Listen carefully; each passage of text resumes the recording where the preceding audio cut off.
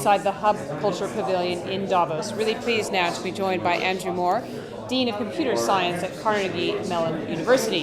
Now, artificial intelligence, one of the big themes within the fourth industrial revolution. What have you been saying to the business and political leaders here? There's some very interesting things happening at the moment, and I think we've all been surprised by how the last 2 or 3 years we've seen more advance in AI than we did in the previous 20 years. And so we're all kind of processing through what's going on.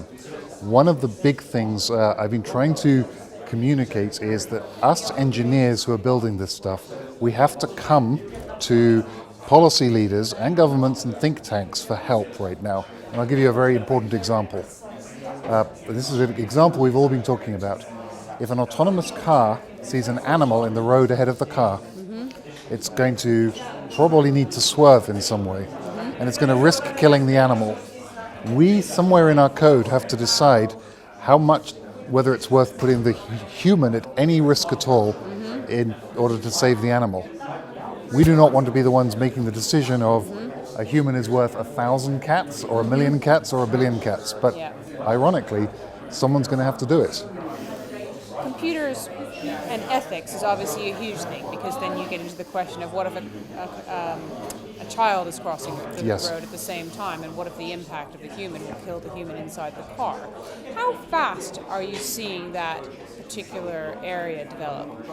So there's two parts to it. The first thing which we're really working on is just to make sure that when autonomous cars are in use, the road traffic deaths should be decreasing by a factor of 10 or 100. We're not doing our job if we're only decreasing them slightly. The opportunities for quick reactions by machines, they can actually operate thinking 1,000 times a second. We can't. So it's got to involve massive reductions in the difficulties. The ethics comes in on some of the borders where you have to make one of these difficult trade-offs. So we certainly, professional roboticists and the kind of students that a place like CMU is training up would never release a piece of software which miscategorized, say, 1 in 100,000 times whether an object was a pile of snow or a human child.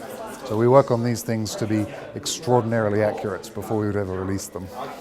I'm also really interested in some of the work that I know that your field is doing in terms of computers recognizing facial emotion. Where do you see that developing?